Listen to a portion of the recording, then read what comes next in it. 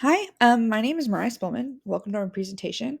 I'm going to talk to you today about religious diversity in America's history with religious tolerance as part of my lesson on cultural diversity. I specifically want to be focusing on the experiences of non-Christian groups and individuals in America, since America is a nation largely designed and curated toward Christian doctrine. So to get us critically thinking about equitable solutions to troublesome situations that can arise. We're going to go over this case study where we learn about a student who's been chosen to receive honors from their school. So when the school contacted the student's parents, they were excited, of course, to attend the ceremony and celebrate the child's hard-earned awards. But the award event was scheduled for 3 p.m. on a Saturday. So, what we're going to learn about the Rose family is that they are Jewish and practice traditions honored by Orthodox Jews. And one of these traditions that they honor is the Sabbath on the weekend. So, Sabbath is a religious observance of rest that occurs from sundown on Friday to sundown on Saturday. This means that the scheduled ceremony is in direct conflict of their religious day of rest. So, Mr. Rose is speaking to the faculty and requesting that the event be rescheduled to a day or a time that is not in conflict with their religious traditions. So, what are some resolutions to this problem? What's going to be most fair or most equitable? The text is outlining that the Rose family is only one of two Jewish families in a town where the majority of the community is Christian. Should the school cater to the majority or find a day that works for everybody involved, which can be hard to do in a school, especially if the school is highly populated? You have so many people from diverse backgrounds and who have different needs. Um, so my first thought is maybe going to be considering changing the time to late Saturday evening instead of 3 p.m. This way, it wouldn't occur on a weekday or school night, which is important to consider because it could conflict with a lot of families' needs like childcare or work schedules. And this way, it doesn't occur on a Sunday, which is the majority of the community's observed day of rest. And it would happen after sundown, which would be outside of their recognized Sabbath hours. So, we're going to be thinking about that. And I want you guys to kind of consider like what are some resolutions that you might have, and are they fair to all? Are they only fair to some? What's your reasoning behind those things? And are they equitable? So we're going to also be learning about America's history with religious freedom. So European settlers came to America in 1620 in pursuit of religious freedom for the Church of England. However, the European search for religious freedom and the American right for religious freedom is not so clearly held in today's society, and it wasn't really at the start of it either. In the early stages of American colonization, Christians held the most authority, and as a part of Americans colonizing this land, we forced Christianity onto the natives who were not previously Christians. So in 1777, only Christians were actually allowed to hold public office in government, and Catholics were only allowed to do that if they denounced papal authority, which is authority of the Pope. Um, so, and another thing to consider is that in towns and places where Catholics had full civil rights, Jews actually didn't have that. And we're speaking about other non-Christian groups. We also have people like religious nuns, like atheists and agnostics. Atheists don't believe in God at all, and agnostics are maybe just not so sure. Um, and the religious nuns aren't safe from discrimination either.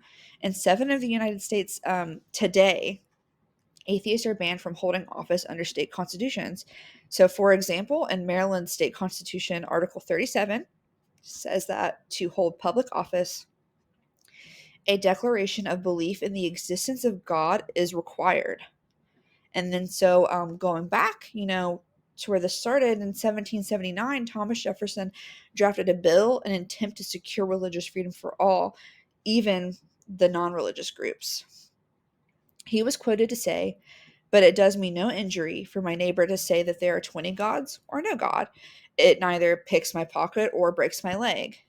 And in most Americans today, are going to agree that Muslims face disproportionate amounts of discrimination. At around 82% of American citizens are going to agree that Muslims face some kind of discrimination in America. It's just another group that's facing discrimination for being non-Christian.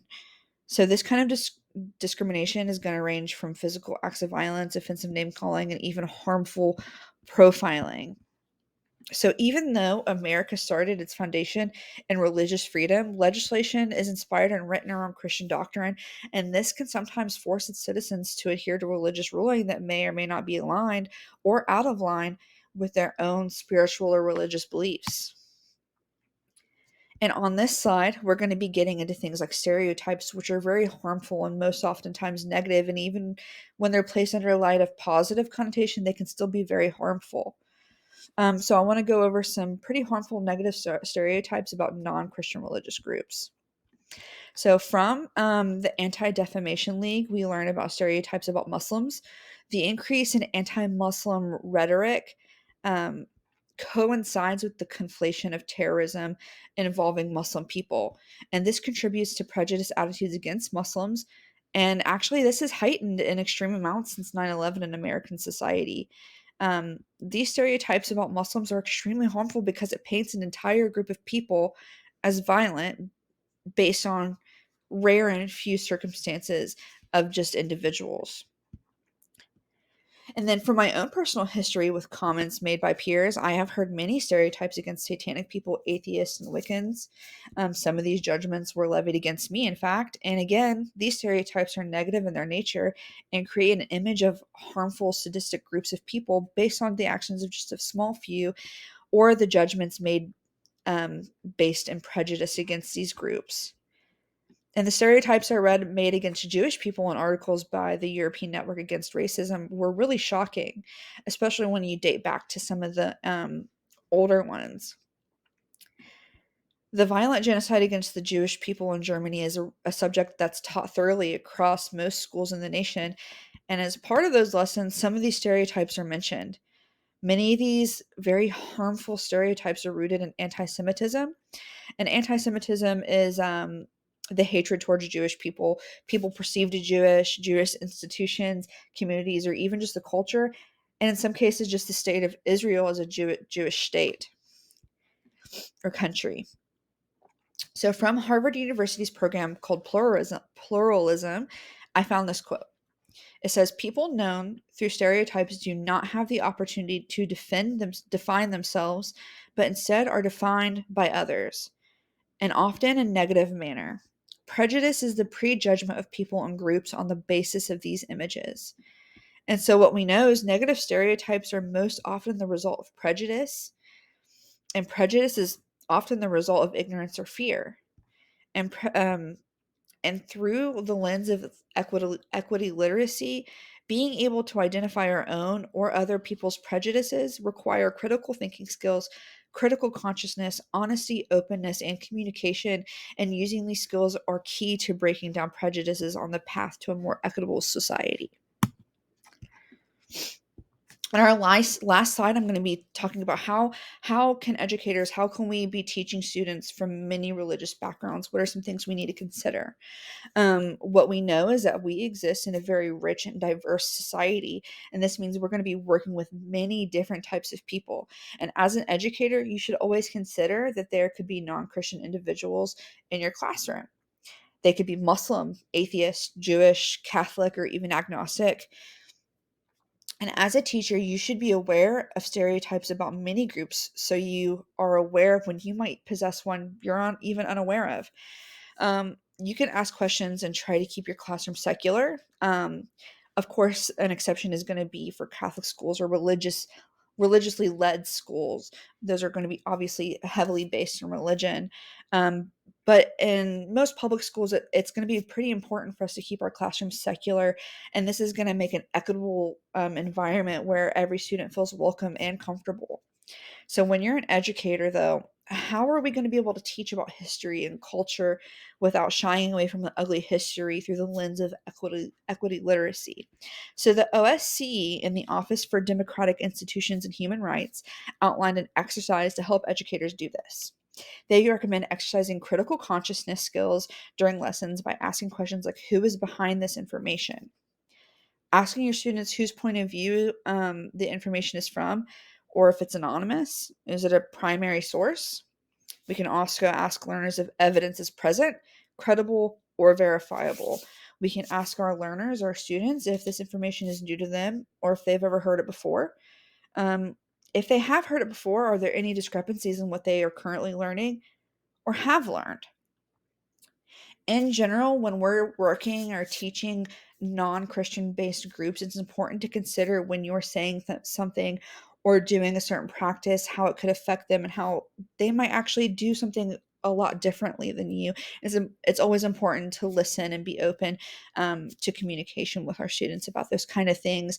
And also when we're presenting lessons about culture, to make sure that we're teaching critical consciousness to our students, so they can start to understand how to question biases and see when those are present in texts that they might be learning.